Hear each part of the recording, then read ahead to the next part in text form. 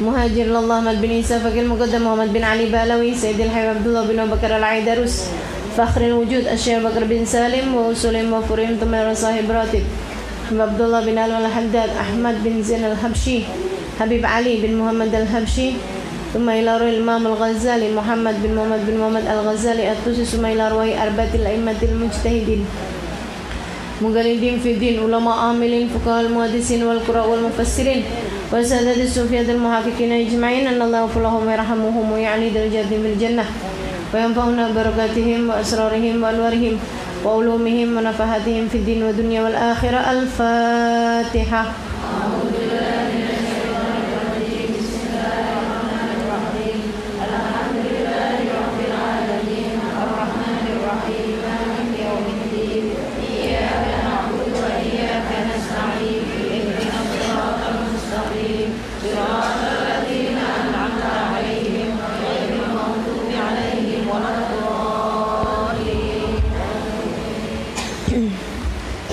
Bismillahirrahmanirrahim. Saudaraku sekalian, ibu-ibu, teman-teman, kakak-kakak, adik-adik yang saya muliakan, wabil khusus sahibatul bait Ummina Ummi Ida Al-Haddar serta seluruh keluarganya, kita doakan sehat afiat, panjang umur fi taatillah, dalam keberkahan, dalam rahmat, dalam kasih sayang dari Allah Subhanahu wa taala. Kita doakan semakin solehah, semakin dicinta oleh Allah Subhanahu wa taala, semakin dekat dengan jalan surga insyaallah, amin. Ustazah kita Mukarramah Ustazah Khadijah Asgaf juga kita doakan selalu dalam keberkahan dan lindungan dari Allah Subhanahu wa taala insyaallah. Juga ibu-ibu semuanya yang hadir di majelis ini saya doakan selalu dalam karunia dari Allah Subhanahu wa taala insyaallah, amin. Ibu-ibu sekalian, karena ini adalah kajian terakhir sebelum jelang Ramadan, saya tidak akan bahas kitabnya, sebab kitabnya juga pas awal kitab ya, tentang wudhu ya. Nah itu daripada putus, masa wudhunya baru sampai muka kan gak enak, terus berhenti ya kan. Nah jadi kita akan bahasnya, kajiannya nanti aja habis lebaran insyaallah. Yang sekarang kita akan membahas mengenai apa yang akan segera kita jelang dari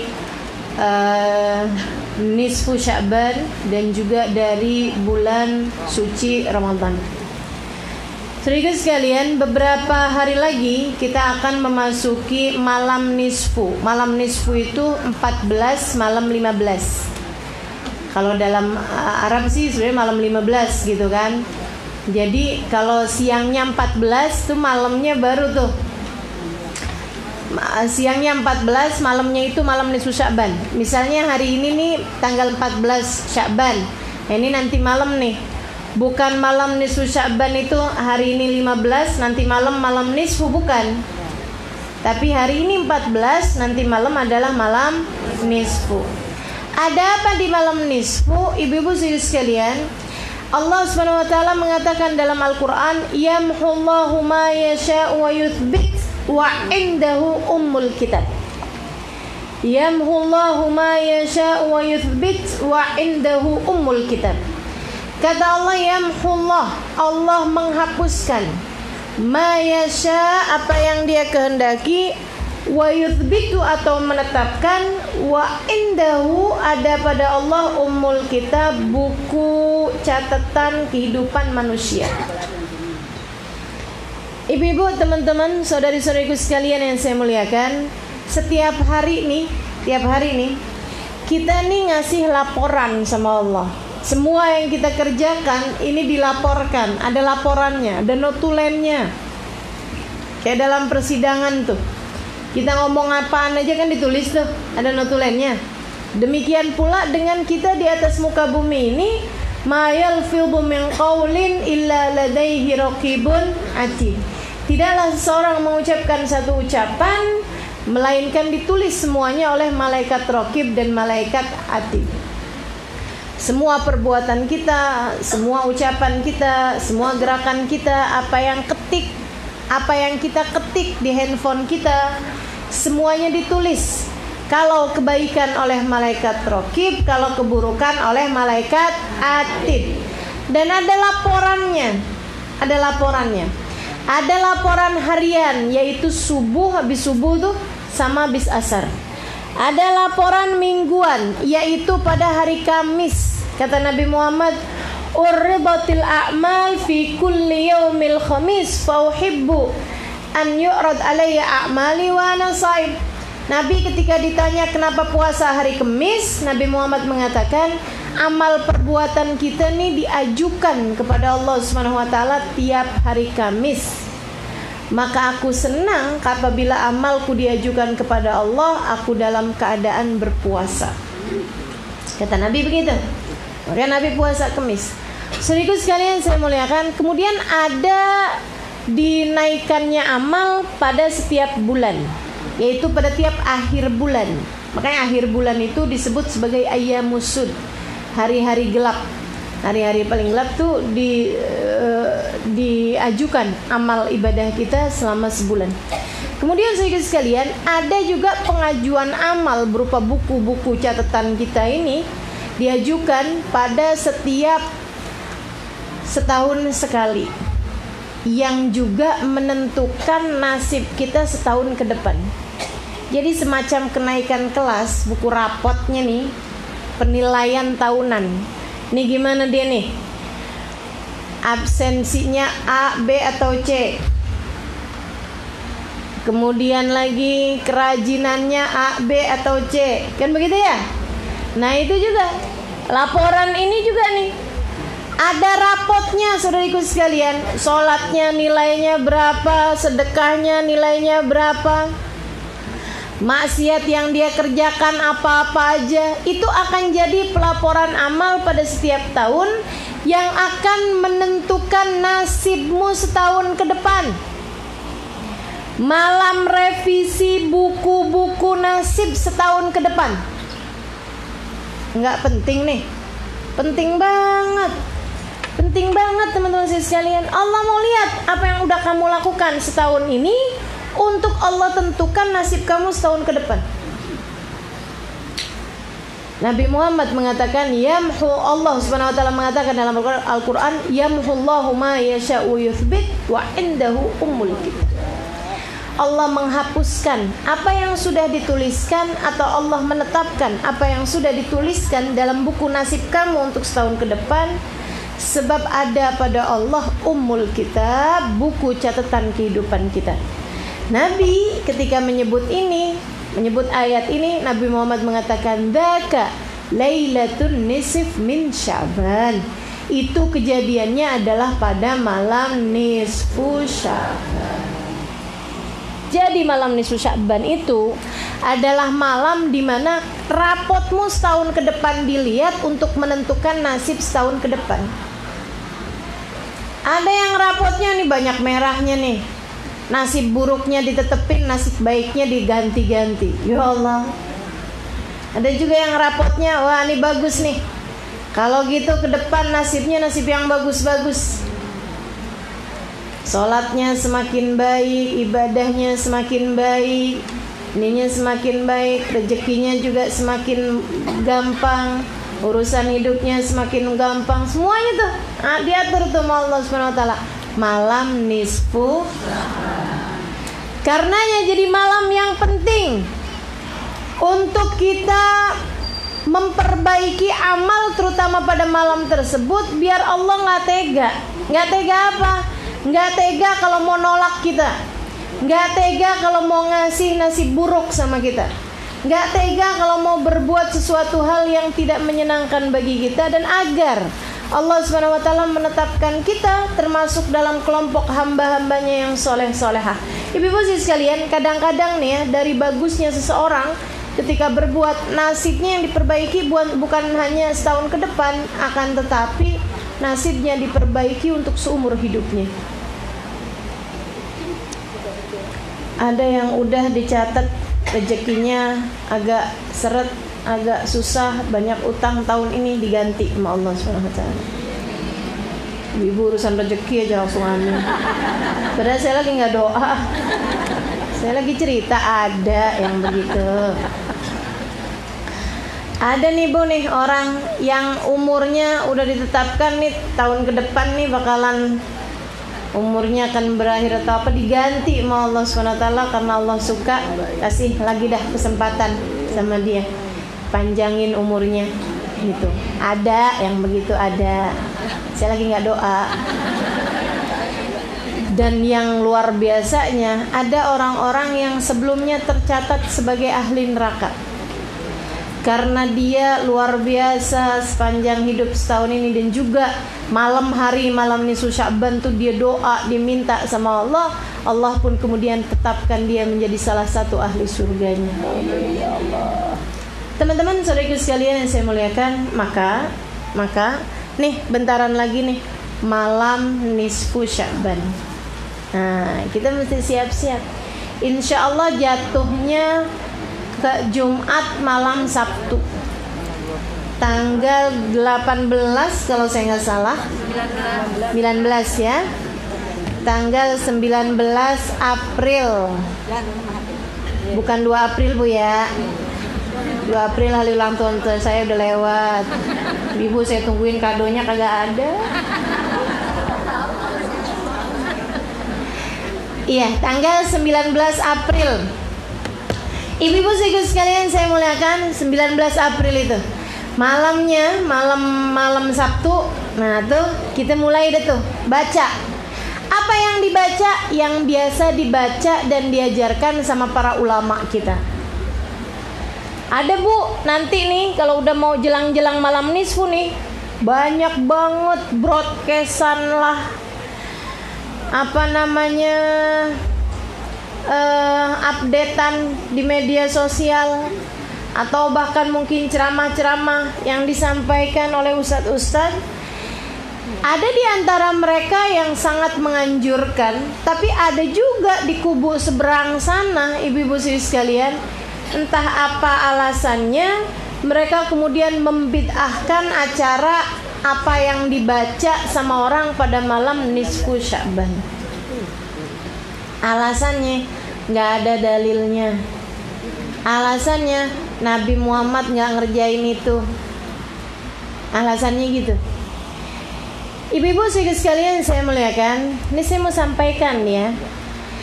Yang pertama, ibu-ibu sekalian, kalau dikatakan Nabi Muhammad tidak pernah mengajarkannya, menurut saya yang namanya kebaikan, baca Quran, baca zikir, itu nggak harus Nabi Muhammad yang ngajarin Bu, karena dalilnya secara umum sudah ada.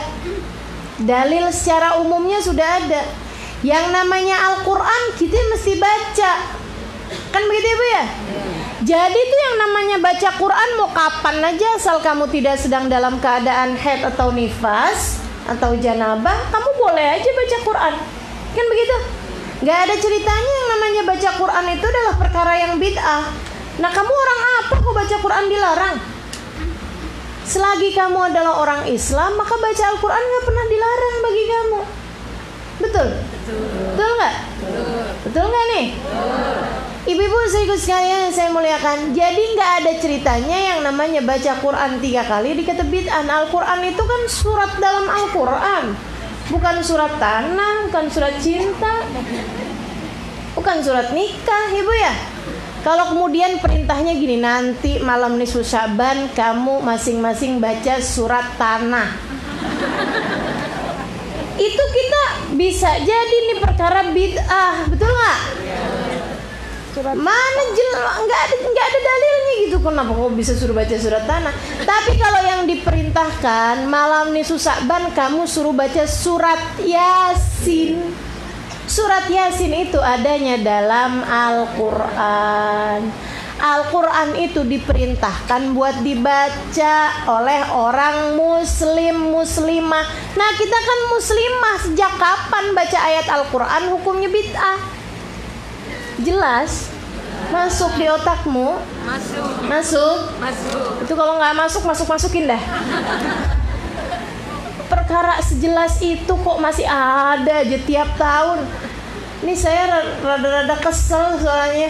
Pertanyaannya tiap tahun gitu, Ustazah baca inian gak bid'ah nih Ustazah? Soalnya ada nih Ustazah yang kirimin bid'ah, di broadcast sama saya, broadcast balik.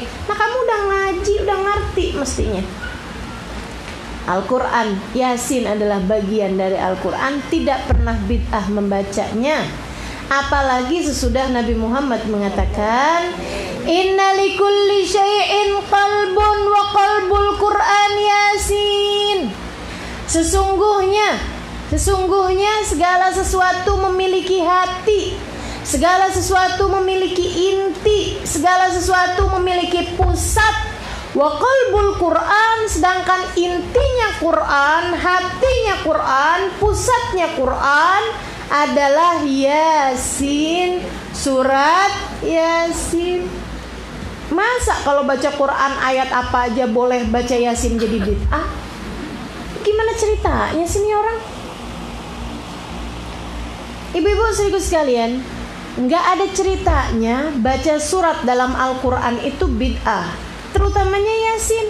Sesudah Nabi Muhammad alaihissalam mengatakan, Yasin lima quri'at laha, surat Yasin tergantung niat bacanya mau buat apa. Kalau surat Yasin dibacakan orang meninggal dunia, jadi keringanan bagi dosanya. Kalau surat Yasin dibaca orang lagi sakaratul maut, bukan sama orangnya ibu ya, sama orang yang di sekitarnya, dibacakan surat Yasin ketika ada orang sedang sakaratul maut, maka surat Yasin tersebut akan menjadi keringanan bagi sakitnya sakaratul maut. Kalau surat Yasin dibacakan untuk orang yang sedang sakit di antara kita, maka surat Yasin tersebut akan menjadi penyebab Allah bagikan kesembuhan padanya. Ketika surat Yasin dibaca orang lagi kesulitan secara ekonomi, baca dah surat Yasin, gitu ya. Ditagih orang, waduh belum bisa bayar nih, orangnya ngancem-ngancem, gimana nih? Baca surat Yasin. Berapa kali Ustazah? 40 kali. Mendingan ditagih aja dah Ustazah. Banyak benar 40 kali. Saking gak punya duit. Ya Allah, saudaraku sekalian yang saya muliakan, jadi Yasin tersebut dibacakan untuk apa aja urusan kita, insya Allah. Sebab Nabi Muhammad bilang Yasin lima quri'at laha. Yasin tergantung niat bacanya mau buat apa. Jadi bu, yang namanya kebaikan, anggap Nabi Muhammad tidak memerintahkannya secara khusus sekalipun, nggak jadi masalah, karena Nabi sudah memerintahkannya secara umum. Nabi sudah memerintahkannya secara umum.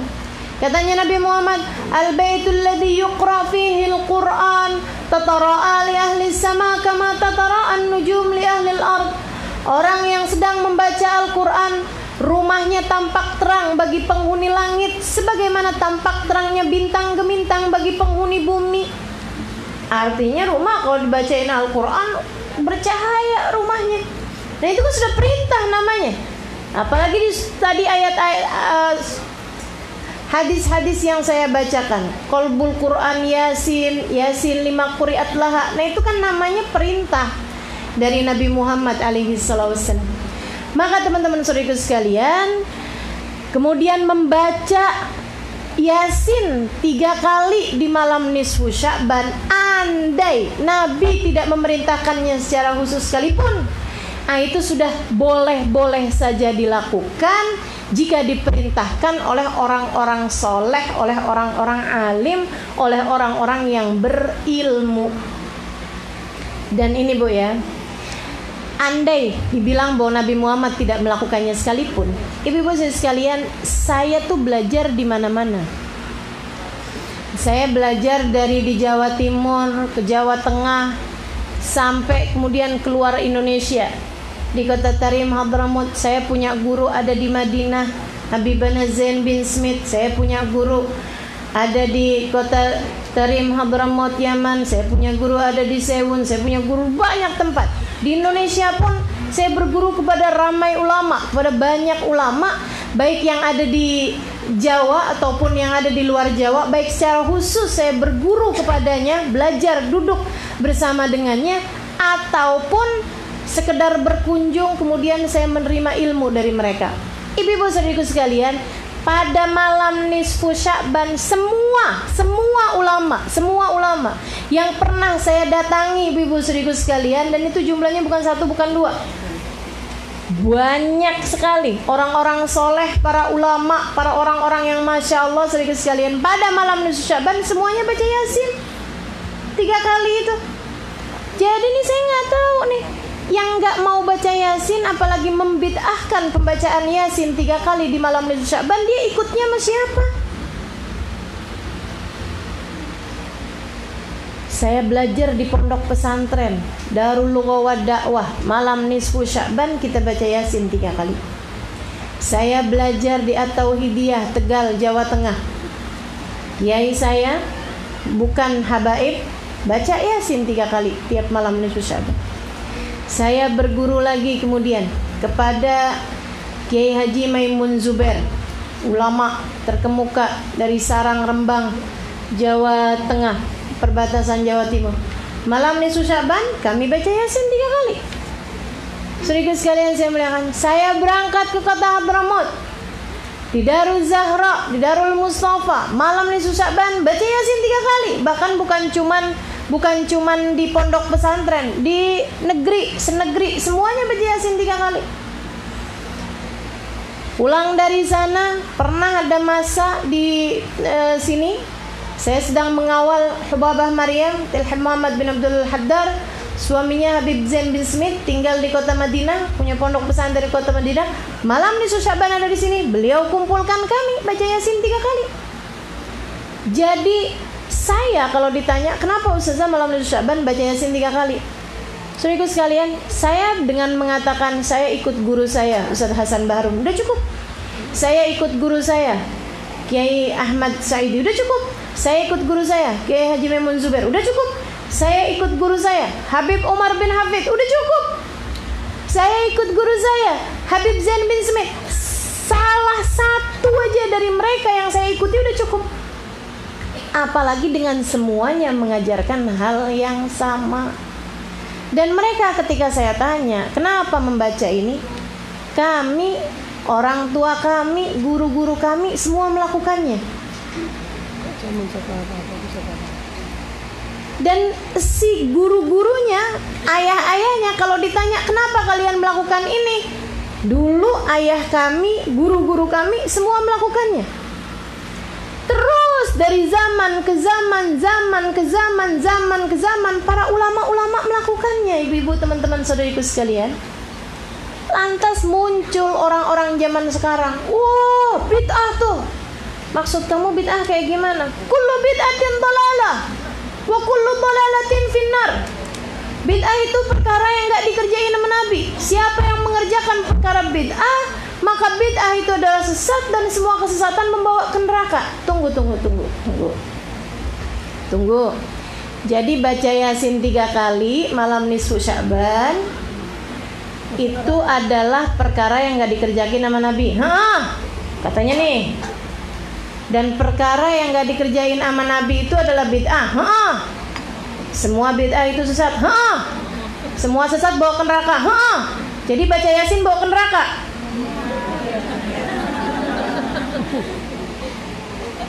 Baca Yasin bawa ke neraka. Baca surat nikah gak bawa ke neraka? Enggak. Saya mah gak mau deh ikutan agama yang orang baca Yasin bawa ke neraka, orang nonton TV gak bawa ke neraka. Saya gak mau ikutan ajaran agama yang model seperti itu, karena itu gak masuk di akal kita. Bener gak? Bener gak, Bu? Jadi jangan asal-asal, ibu-ibu. Makanya orang beragama itu mesti ngaji. Orang beragama itu mesti hadir di majelis taklim, bukan hanya saat penutupan.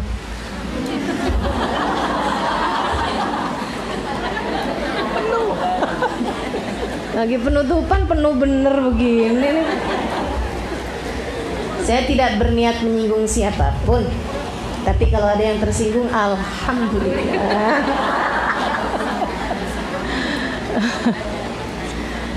Iya, orang beragama itu harus ngaji. Dengan ngaji, ibu-ibu sekalian, bagusnya ngaji, bagusnya hadir di majelis taklim, bikin kita ngerti cara cara berpikir, Ibu ya. Bikin kita ngerti caranya mikir tuh mesti kayak gimana gitu. Jadi jangan apa-apa ikutan arus saja. Dengerin orang bilang bid'ah, oh bid'ah gitu aja. Ya Allah, ya Allah.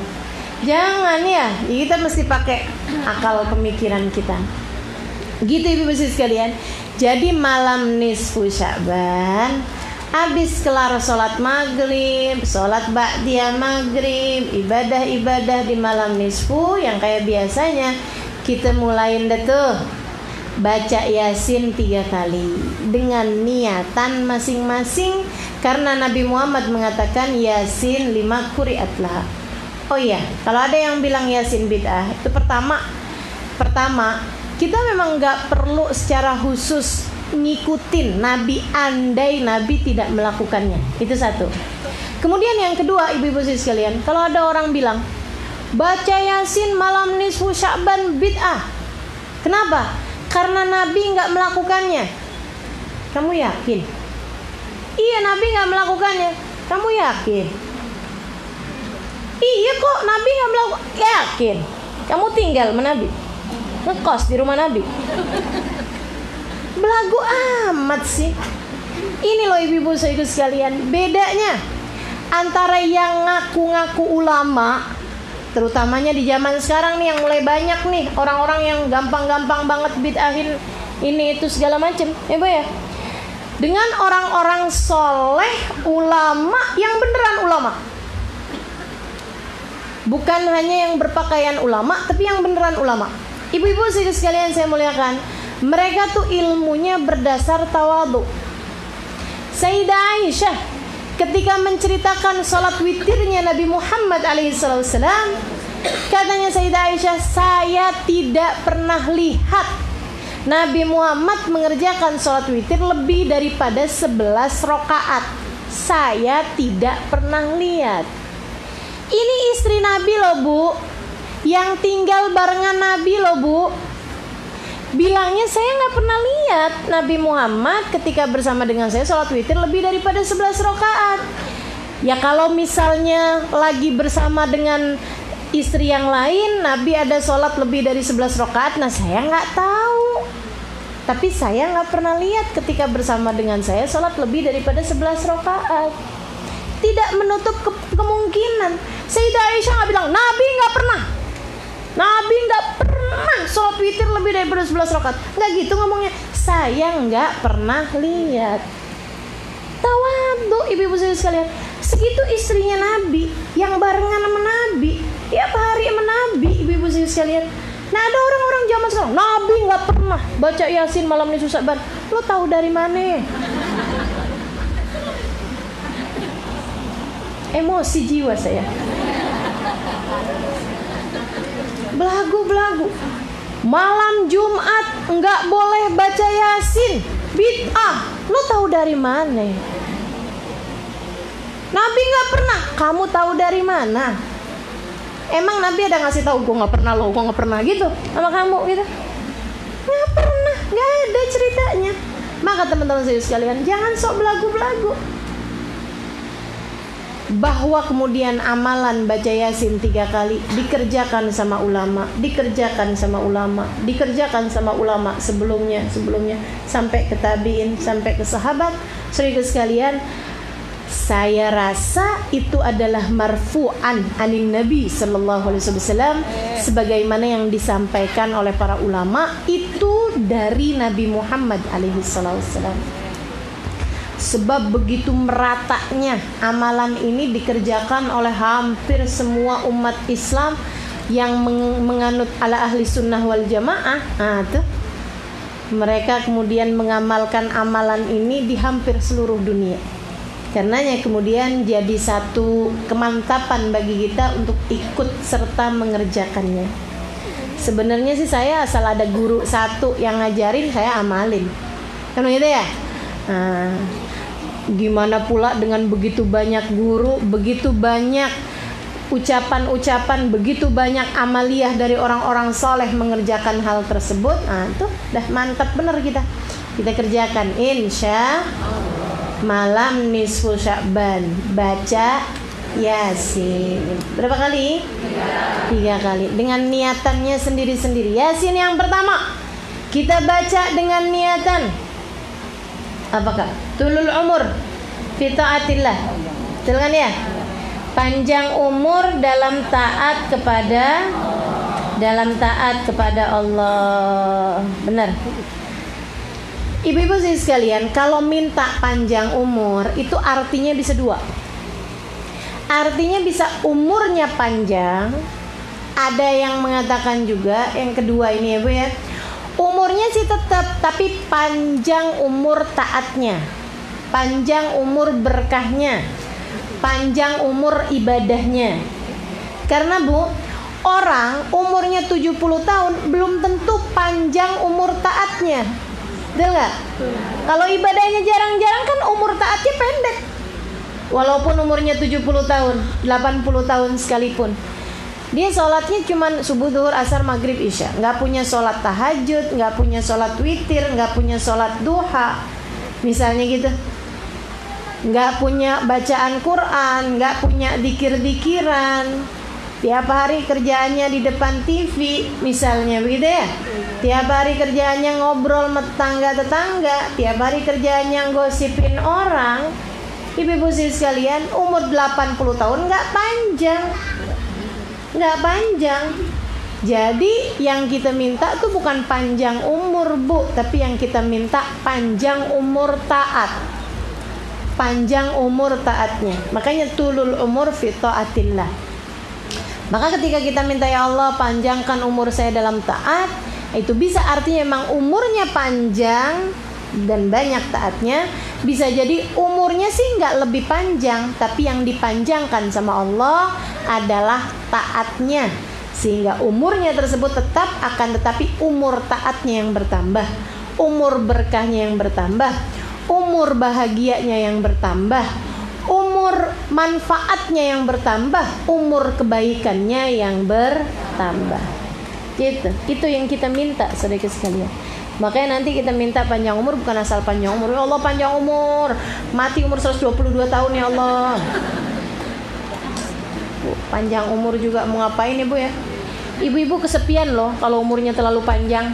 Temennya udah mati semua. Betul gak Bu? Ibu udah umur 100 tahun kesepian Bu. Anak ibu aja udah jadi nenek-nenek. Ini kan umurnya 90 tahun kan anaknya umur berapa tuh? 70 tahun dan nenek-nenek juga. Cucu ibu aja udah punya cucu. Cucu ibu nih udah punya cucu kalau umur ibu 90 tahun.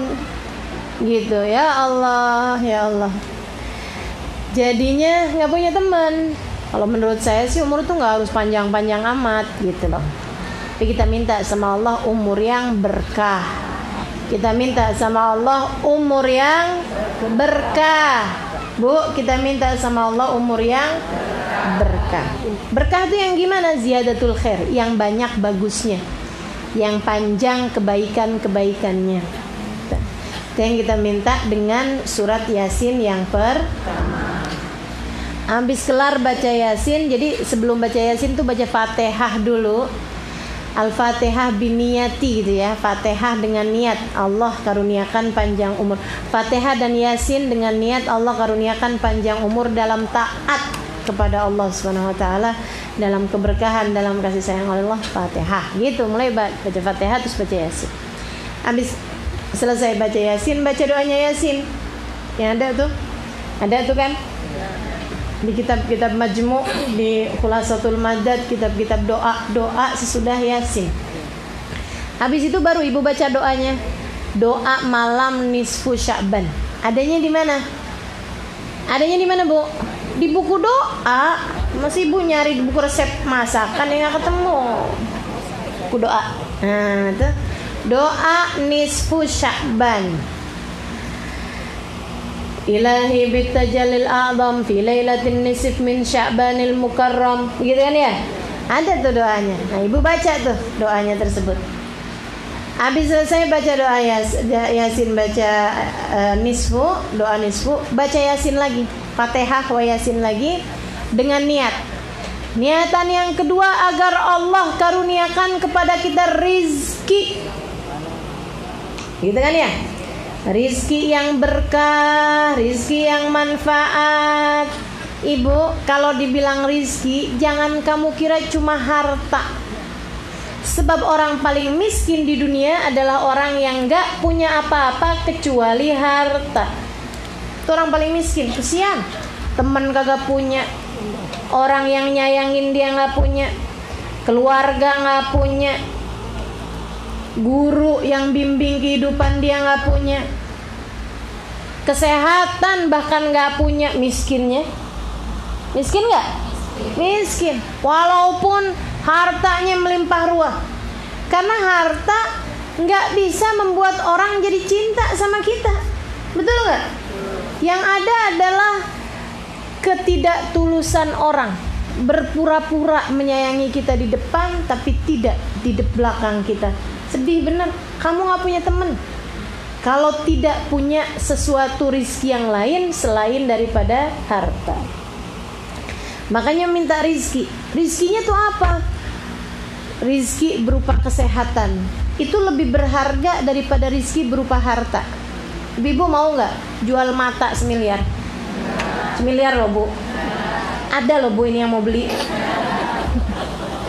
Yang bilang enggak, kenapa enggak ada yang mau beli juga? Enggak gitu, ada, misalnya ada gitu yang mau beli, mau jual 1 miliar? 1 miliar mau? Enggak mau. Ya Allah, berarti ini kan kaya raya kita ini, cuman kitanya aja yang kurang menyadari. Mata nih udah punya 2 miliar berarti. Beli rumah. Kesehatan, rizki yang lebih berharga daripada rizkinya harta. Kalau sehat bu, ya Allah, ibu kalau sehat siang-siang gini makan nasi pakai sayur asem, pakai sambal sama ikan asin. Ikan asinnya kecil aja karena dia asin banget.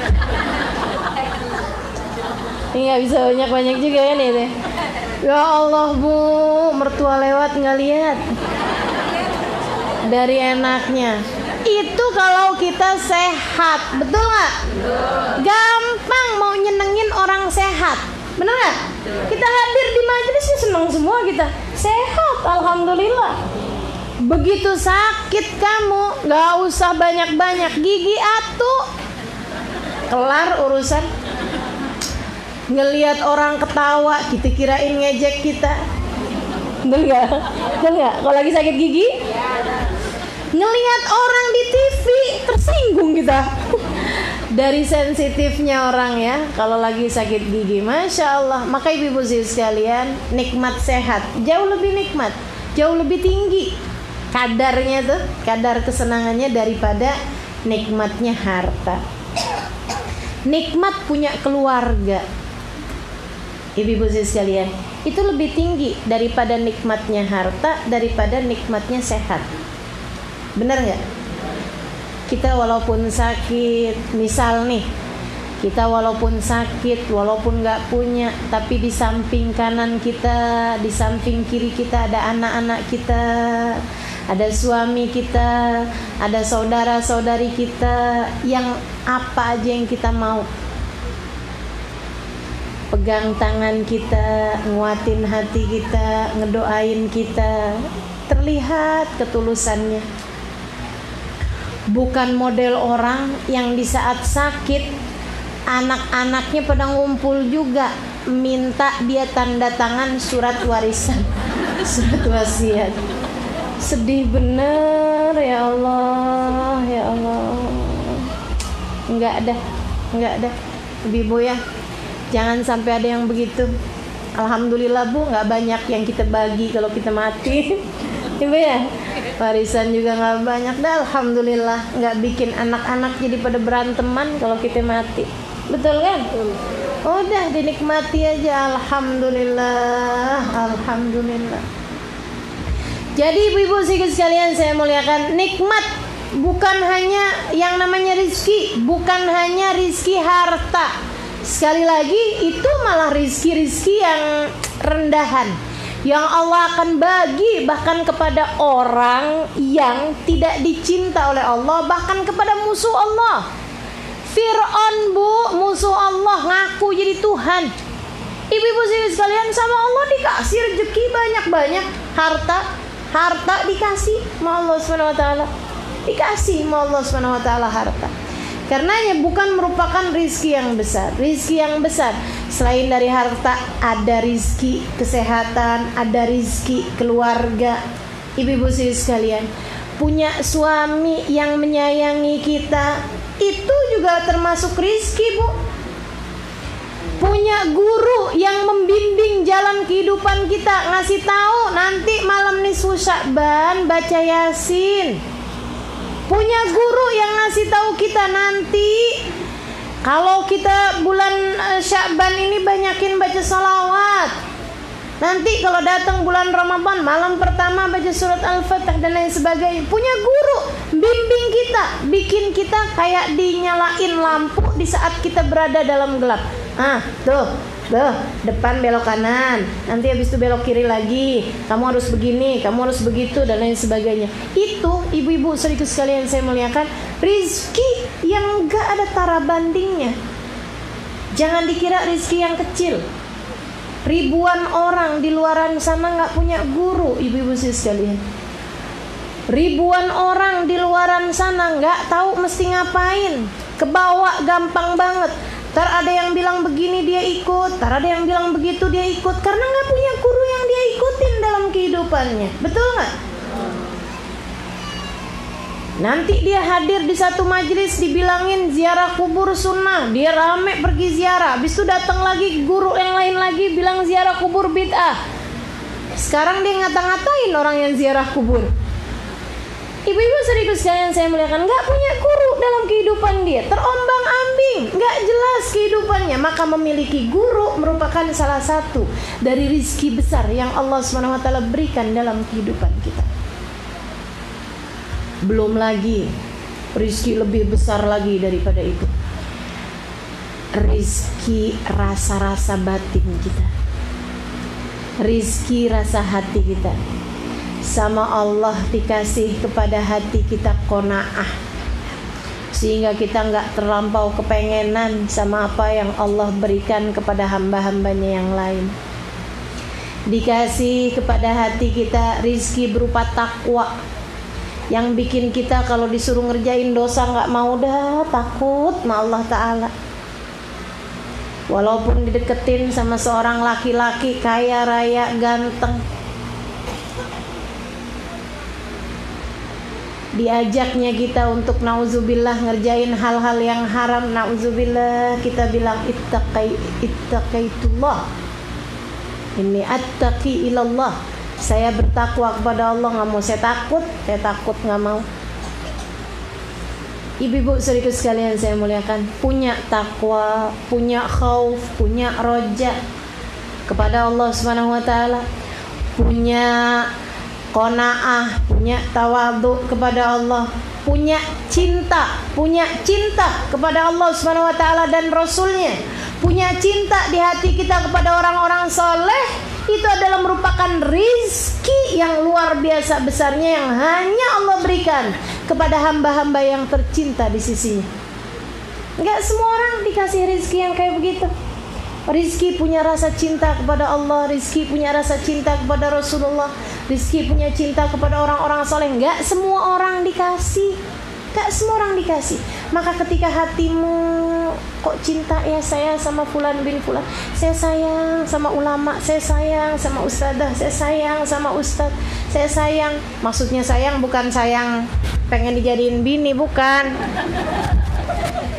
Maksudnya sayang di situ tuh pengen doain gitu ya Bu ya, pengen melakukan apa yang bisa menyenangkan orang tersebut dari kacamatanya orang tersebut. Karena ada banyak hal ingin menyenangkan orang dengan kacamatanya dia, belum tentu orangnya senang, makanya tanyain, kan begitu. Ibu sekalian saya muliakan, ini nih rasa cinta yang seperti ini hanya Allah Subhanahu wa taala berikan kepada hamba-hamba yang tercinta, dan itu merupakan rizki. Di atas itu semua, ibu, Allah memilihmu menjadi muslimah adalah merupakan rizki. yang tidak ada tara bandingnya. Allah mengaruniakan kepadamu keimanan tanpa ragu-ragu bahwa Nabi Muhammad adalah benar, bahwa akhirat adalah nyata, bahwa surga neraka akan kita tempuh nantinya. Ini ibu-ibu sekalian, keimanan yang seperti ini enggak Allah SWT berikan kepada siapapun di atas muka bumi ini. Pilihan, kamu pilihan yang Allah SWT pilih dari sekian banyak hamba-hambanya. Allah memilihmu untuk menjadi hamba-hambanya yang soleh-solehah, jadi hambanya yang soleh. Makanya ibu-ibu, teman-teman sekalian, kita syukuri. Nah, ketika kita baca rizki, jangan dikira cuma rizki urusan duit doang. Jangan dikira rizkinya tuh cuma urusan harta doang. Jangan dikira yang namanya rizki tuh cuma uang di dompet, baju yang kita pakai, tas yang kita jinjing, sepatu yang kita injak. Sepatu kan injak ya?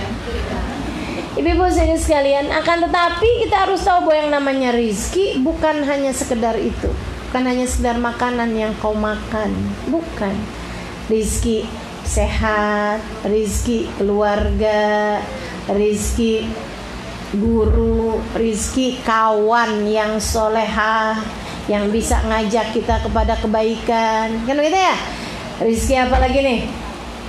Rizki hati, perasaan-perasaan yang menyenangkan, perasaan-perasaan yang baik. Rizki majelis, jangan dikira bukan rizki loh ibu-ibu sekalian.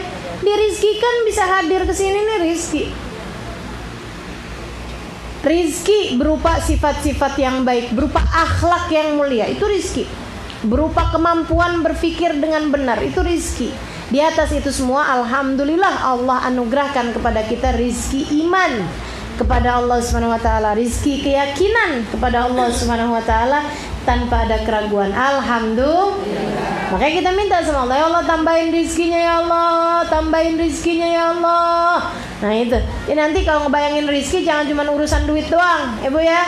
Jangan cuma urusan makanan, pakaian doang, tapi semuanya tuh minta ya Allah, rizki ya Allah, akhlak yang mulia, rizki ya Allah, kesehatan yang sempurna, baik badan, pikiran, hati, kan gitu. Rizki ya Allah, keluarga yang soleh-solehah. Bu punya anak yang sholatnya terjaga, tiap malam bangun ibadah malam, rizki apa bukan? Gedean mana dari mobil? Gedean mana dari mobil?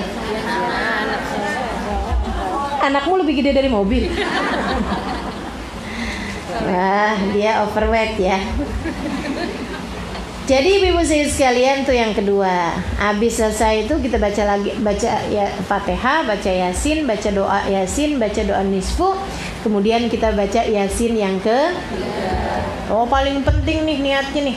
Apa tuh niatnya? Husnul khotimah. Husnul khotimah. Fatihah wa Yasin biniyati husnil khotimah wasa'adah fid dharain. Ya Allah, saya niat baca Yasin ini agar Engkau karuniakan husnul khotimah di saat kematian dan juga kebahagiaan hidup di dunia hingga akhirat. Dalam kubur biar bahagia, padang mahsyar biar bahagia, di mana-mana biar bahagia, biar senang terus ya Allah. Minta sama Allah SWT. Fatihah gitu. Ibu-ibu sekalian, harapannya di saat kita baca Yasin 3 kali nih kan, kita bacanya bareng-barengan orang, ribuan orang, bahkan mungkin jutaan orang di seluruh dunia. Nah, tuh insyaallah dengan berkah doa bersama Yasin bersama tersebut, hajat kita semua diijabah oleh Allah Subhanahu wa taala insyaallah. Amin. Di Pekalongan ya, apa Tegal? Pekalongan. Nah itu tiap malam nisfu Sya'ban ngadain Bu baca Yasinan bersama sampai di jalan-jalanan bareng-barengan semuanya. Haul dan pembacaan malam nisfu di Pekalongan sana itu ya. Itu yang hadir ibu-ibu sekalian 100.000 orangan. Yang hadir. Banyak banget. Yang hadir dari mana-mana tuh. Nah ini Bu, kalau kita baca Yasin barengan sama mereka, doanya kita nggak ijabah, doa mereka ijabah, kan kita dapat juga tuh berkahan doa mereka semuanya. Jadi kita mesti beri Pekalongan, nggak usah di sini aja Jakarta. Tapi maksud saya malam tersebut Malam tersebut adalah malam di mana orang-orang begitu banyak melakukan hal yang sama bersama dengan kita.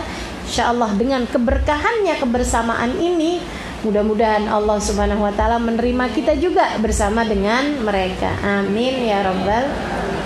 Ibu-ibu sekalian, selepas nisfu tidak diperkenankan untuk berpuasa sunnah.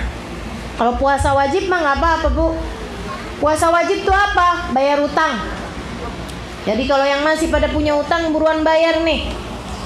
Itu ya, kalau udah malam, kalau udah tanggal 15 ke belakang, udah tanggal 16 ke belakang dari nisfu, ibu-ibu sekalian, itu sudah termasuk waktu makruh untuk bayar utang.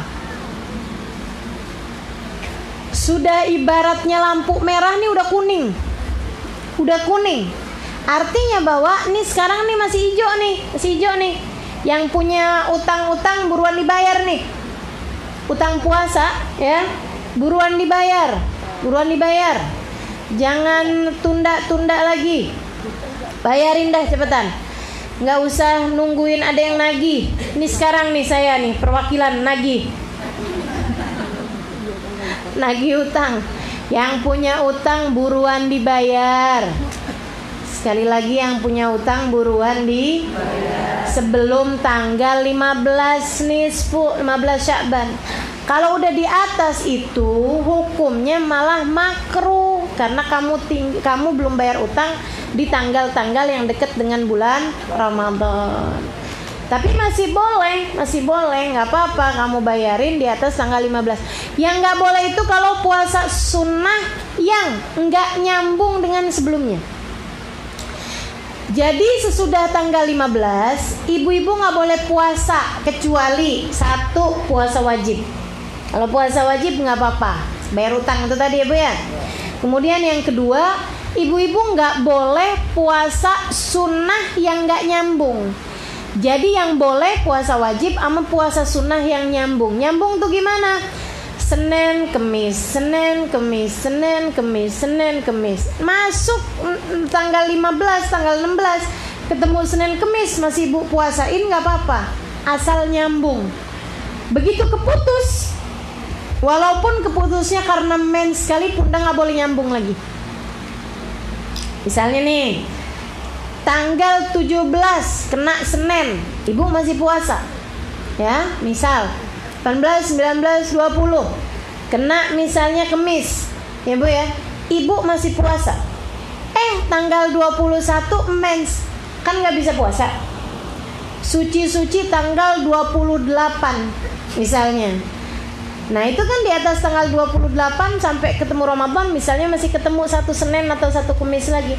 Bolehkah saya puasa? Nggak boleh puasa. Kenapa? Karena udah terputus. Walaupun terputusnya karena mens, walaupun terputusnya karena sakit, walaupun terputusnya karena perjalanan. Karena orang kalau lagi mengadakan perjalanan keluar kota, nah itu memang sunnahnya nggak puasa. Laisa minal bir asyam fis safar. Kata Nabi Muhammad, bukan termasuk dari kebaikan bepergian saat dalam keadaan puasa. Jadi kita sunnahnya kalau pergian nggak usah puasa. Nah ini ibu-ibu sekalian, jadi sekali lagi saya sampaikan bahwa di atas tanggal 15 Sya'ban tidak diperkenankan untuk berpuasa. Yang boleh adalah satu, puasa bayar hutang, puasa wajib. Yang kedua, puasa yang nyambung dengan sebelumnya. Termasuk misalnya ada orang puasanya puasa sunnah tapi sepanjang Sya'ban dipuasain semua. Nah, itu boleh. Ada orang kan dari Rejab ke Sya'ban ke Ramadan tuh kan. Nah, itu nggak apa-apa juga. Silahkan di atas 15 itu tetap puasa. Hanya saja dia wajib nggak puasa nanti hari terakhir dari bulan Sya'ban. Jangan dipuasain. Hari terakhir dari bulan Sya'ban jangan dipuasain. Kenapa? Kalau dia adalah tanggal 30 Sya'ban, berarti itu namanya Yaumus Syak, hari keraguan. Apalagi kalau ada yang bilang besok udah tanggal 1 Ramadan, tanggalan yang lain enggak, besok masih tanggal 30 Sya'ban. Itu namanya Yaumus Syak, hari yang diragukan. ragu apakah ia merupakan puasa wajib Ramadan ataukah ia merupakan puasa sunnah Sya'ban, kan gitu ya. Jadi diragukan apakah sudah masuk Ramadan atau belum. Ini hari keraguan ini malah nggak boleh puasa, haram hukumnya berpuasa. Siapapun, mau yang puasanya nyambung, bahkan yang puasa wajib bayar hutang pun nggak boleh pada yaumus syak, hari keraguan. Katanya Nabi Muhammad alaihissalam, man shama yaumas syak faqad asa Abul Qasim. Siapa yang berpuasa pada hari yang diragukan, dia telah durhaka kepada Nabi Muhammad. Saya pernah lama nih mikirin hadis ini, kok bisa sih urusan puasa Nabi ngancem nyampe kayak gitu. Ini perkara baik loh puasa, perkara lapar loh ini puasa. Kok Nabi ngancem nyampe, kamu kalau puasa kamu durhaka sama saya, kata Nabi Muhammad. Kalau itu adalah perbuatan nauzubillah zina misalnya, judi misalnya, kamu kalau judi kamu durhaka loh sama Nabi Muhammad. Kamu kalau zina kamu durhaka loh sama aku, Nabi Muhammad. Pantas ini puasa. Nabi Muhammad bilang, kamu kalau puasa tuh hari kamu durhaka loh sama aku, Nabi Muhammad. Kan aneh ya Bu ya? Aneh ya Bu ya? Kenapa gitu bisa puasa udah lapar durhaka pula sama Nabi Muhammad? Ibu-ibu sedikit sekalian, belakangan saya baru ngerti kenapa Nabi ngancemnya kayak begitu, untuk membuat persatuan. Untuk membuat persatuan. Jadi kalau kamu lihat tanggalan, ada yang bilang tanggal 30 besok, ada yang bilang tanggal 1 Ramadan besok. Bu, ada yang bilang besok itu misalnya tanggal 30 Sya'ban, karena hari ini 29. Besok kan berarti 30. Ada juga yang bilang bahwa besok itu tanggal 1 Ramadan. Ibu udah aman berarti, gak usah bingung-bingung, tinggal jangan puasa. Karena kalau masih ada yang bilang tanggal 1, ada yang bilang tanggal 30, berarti itu namanya hari keraguan. Kalau hari keraguan, pilihannya satu, jangan dipuasain. Kan jadi bersatu semua orang. Bersatunya umat Islam ini yang tidak kecil di mata Nabi Muhammad. Nabi berharap semuanya bersatu. Makanya ibu-ibu, kalau nanti puasanya kayak gitu juga kejadiannya. Ada yang bilang besok nih udah Ramadan, ada yang bilang belum Ramadan. Ntar malam-malamnya pemerintah kasih pengumuman, besok ini belum terlihat hilal. Ibu nggak usah ikut-ikut sama orang yang besoknya berpuasa. Serem Bu, kita durhaka sama Nabi. Betul Bu? Jangan ikutan puasa. Kalau ada yang mau tetap puasa Ustazah karena dia ikut kelompok apa misalnya kayak gitu, ya biarin aja dia, ibu jangan. Ibu depan dia makan rujak gitu. Bilangin kesian deh kamu, udah lapar durhaka pula sama Nabi. Saya dong udah enak taat pula sama Nabi, ya kan? Nah, tuh. Jadi ibu sekalian, tanggal hari keraguan, nah itu ibu jangan puasain. Jadi yang nggak boleh puasa sekali lagi malam tanggal 16 ke atas adalah orang yang puasanya bukan wajib dan juga orang yang puasanya tidak nyambung. Kalau puasanya nyambung boleh, silahkan dipuasain. Sampai hari terakhir di bulan Sya'ban jangan dipuasain, karena itu adalah hari keraguan, atau biasa disebut, Nabi menyebutnya dengan yaumus syak, hari keraguan. Ibu-ibu sekalian, nah di bulan Sya'ban ini Bu, dari tanggal awal sampai tanggal akhirnya, sekarang tanggal berapa ya? Sekarang tanggal berapa Sya'ban? 4. Tanggal 4 atau 3? 4. 3 apa 4? Pokoknya deh ya, antara 3 atau 4 Sya'ban. Ibu-ibu sekalian, ini kita di bulan Sya'ban, zikiran yang paling bagus kita baca adalah sholawat kepada Nabi Muhammad alaihi salam. Karena memang, karena 2 alasan ya Bu ya, 3 alasan. Alasan yang pertama, karena Sya'ban ini adalah gerbang menuju kepada bulan Ramadan. Nabi Muhammad bilang, kamu kalau doa awali dengan salawat, akhiri dengan salawat. Karena Allah pasti akan menerima sholawatku. Masakah Allah menerima depannya, Allah menerima belakangnya, dan Allah tolak tengah-tengahnya? Kan gak mungkin gitu. Jadi yang namanya sholawat itu gerbangnya doa. Nah kita di bulan Ramadan kan kita memperbanyak doa, kita memperbanyak ibadah. Nah biar diterima dikasih gerbangnya. Apa itu? Sholawat sama Nabi Muhammad alaihissalam. Jadi bulan Sya'ban ini bulan paling enak buat kita memperbanyak sholawat sebagai gerbang menuju bulan Ramadan. Itu alasan pertama. Alasan yang kedua, kenapa kita perlu memperbanyak sholawat pada bulan Sya'ban?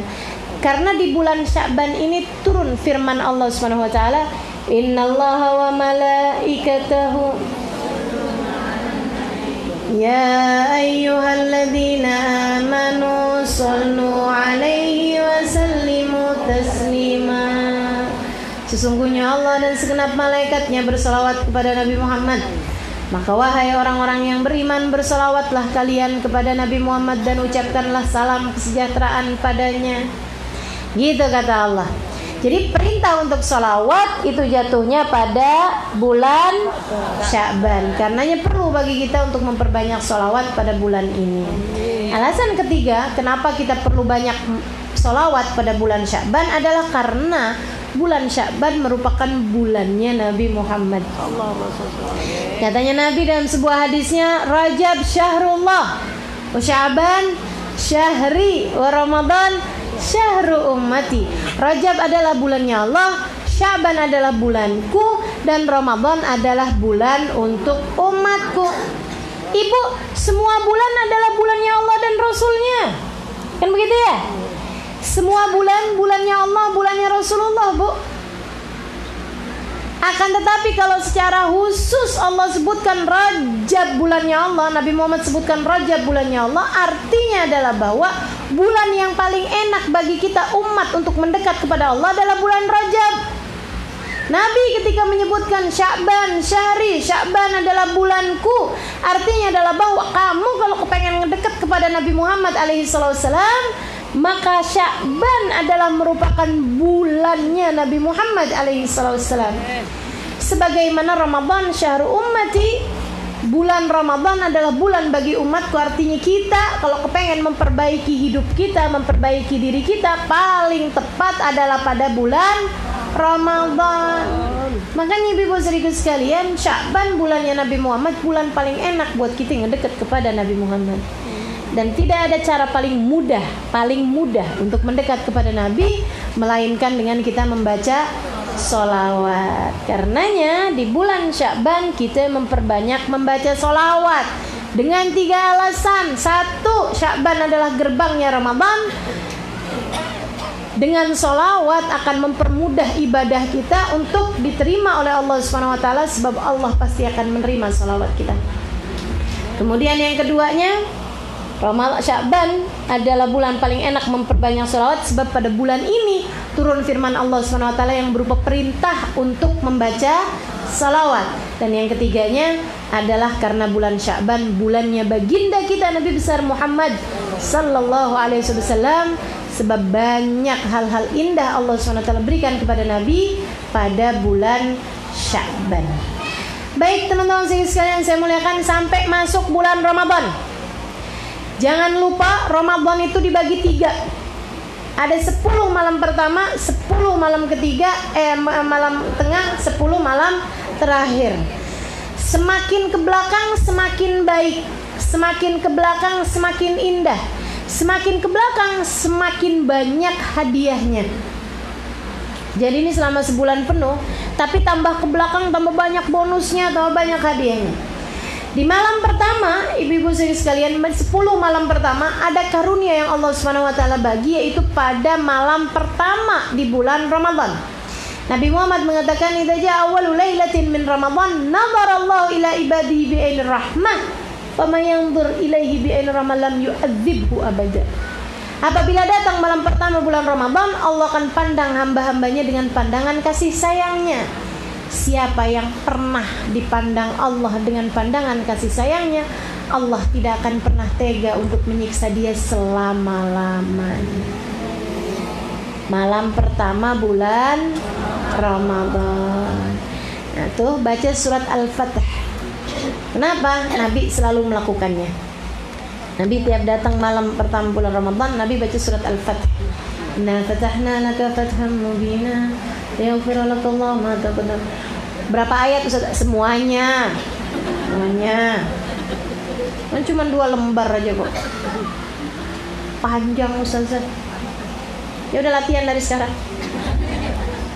Biar kau udah lancar bacanya jadi lebih ringan ya.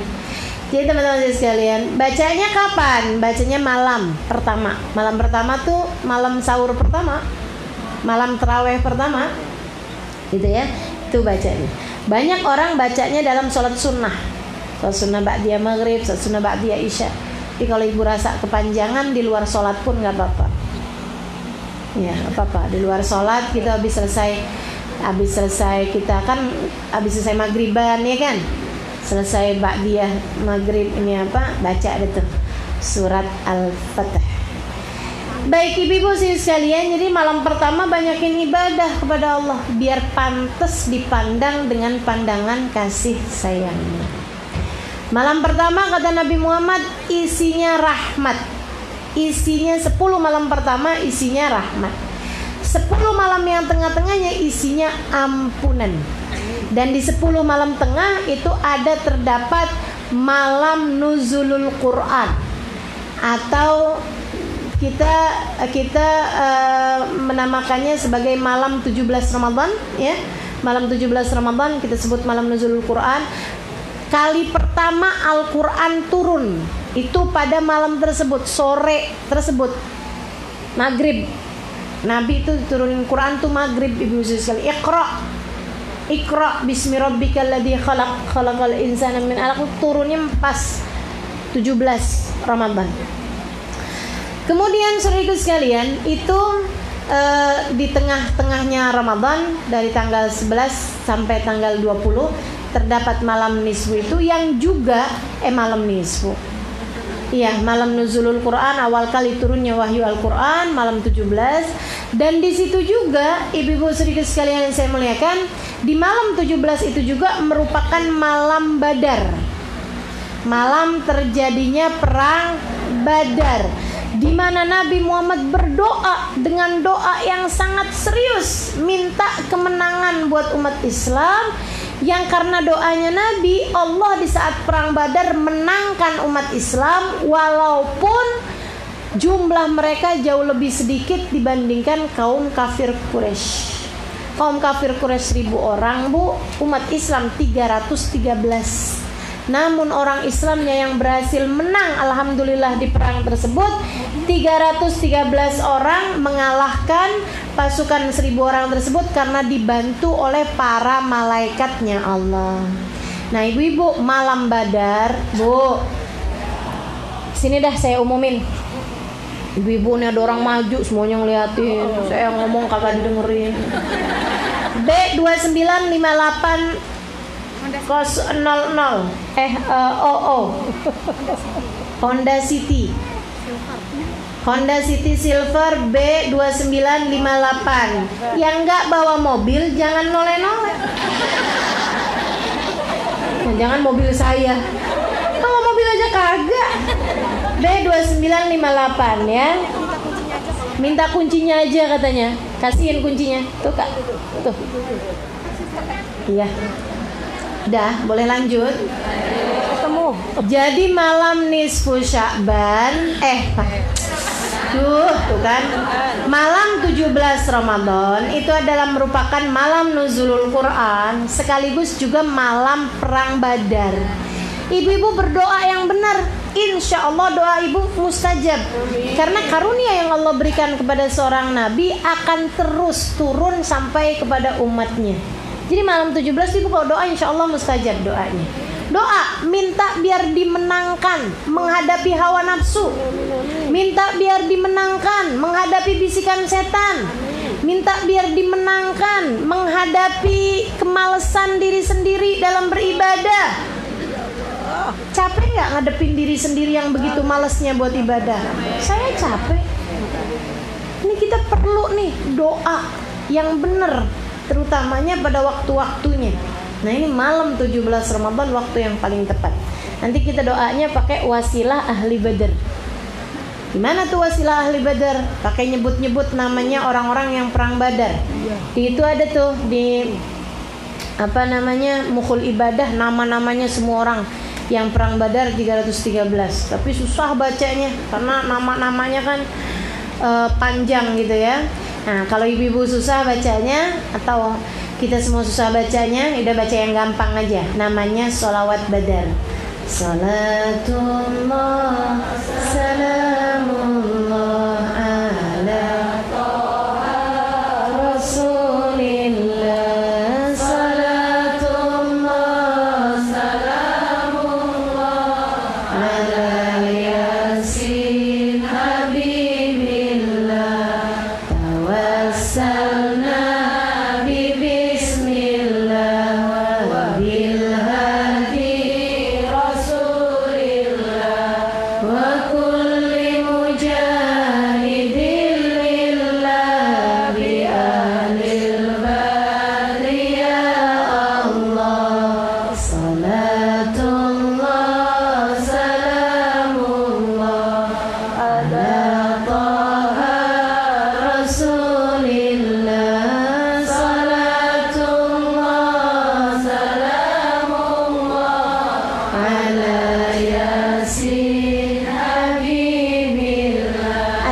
Majmu' ya Bu ya, Majmu' yang sebagian kitab Majmu' itu ada tuh sholawat Badar, as-shalah al-badriyah. Nah itu kita minta bi ahlil badri ya Allah, dengan keberkahannya pasukan perang Badar ya Allah kabulkan hajat kami. Gitu. Ibu sekalian, kemudian 10 malam terakhir dari bulan Ramadan lebih banyak lagi hadiahnya. Apa itu? Itqun minan nar, pembebasan dari api neraka. Jadi Ibu kalau berhasil nih jalanin Ramadan kali ini, Bu, keluar bawa tiket. Amin. Apa tulisan tiketnya? Itqun minan nar, bebas api neraka. Wow, ini tiket Ibu bawa nih. Ibu bawa nih tiket nih kalau berhasil dapetinnya. Bawa, kapan bawanya? Ntar masuk kuburan Ibu bawa. Waduh. Nanti Ibu bawa lagi, datang hari kiamat padang mahsyar Ibu bawa tuh tiket. Sampai lewat jembatan Sirat Ibu bawa tuh tiket. Tiket bebas dari api neraka. Alhamdulillah. Alhamdulillah. Mudah-mudahan dikasih semuanya. Dan di malam-malam tanggal terakhir itu ya, malam-malam 10 malam yang terakhir terdapat malam namanya Lailatul Qadar. Datang malam Lailatul Qadar, malaikat pada turun semuanya buat ngedoain kita. Habis itu dicatatkan ibadah 1000 bulan. Turun malaikat Jibril, diberi kesejahteraan kepada kita. Masya Allah, karunia yang luar biasa besarnya. Mudah-mudahan kita pada dapat semua karunia yang Allah SWT bagikan sampai kepada malam terakhir di bulan Ramadan. Insya Allah. Nah, habis kelar Ramadannya, malam pertama Syawal, malam 1 Syawal merupakan salah satu dari malam-malam yang doa tidak ada yang ditolak sama Allah SWT. Jangan lalai kalau malam Lebaran, Ibu ya. Jangan lalai kalau malam Lebaran, keluarkan zakat fitrah 2,5 kilo atau 3,5 liter beras. Dan ibu-ibu jangan tinggalkan sholat Id pada pagi harinya. Juga malam hari tersebut kita hidupkan, bukan dengan petasan, akan tetapi dengan ibadah pada Allah SWT. Nabi Muhammad mengatakan, man ahya layalil id ahyallahu qalbah yauma yamutul qulub. Siapa yang selalu menghidupkan malam hari raya, Allah akan hidupkan hatinya di saat hati yang lain mati. Guru saya Habib Umar bin Hafid mengatakan, kapan hati yang lain mati adalah di saat sakaratul maut. Orang yang suka menghidupkan malam hari raya, insya Allah di saat sakaratul maut Allah mudahkan hatinya untuk mengingat Allah, untuk bersyahadat. Allah mudahkan lisannya untuk mengucap kalimat La ilaha illallah. Banyakin takbir pada malam hari raya Idul Fitri. Nah itu insya Allah mudah-mudahan bisa kita laksanakan semuanya dengan cara-cara yang terbaiknya insya Allah. Mudah-mudahan Allah terima semuanya.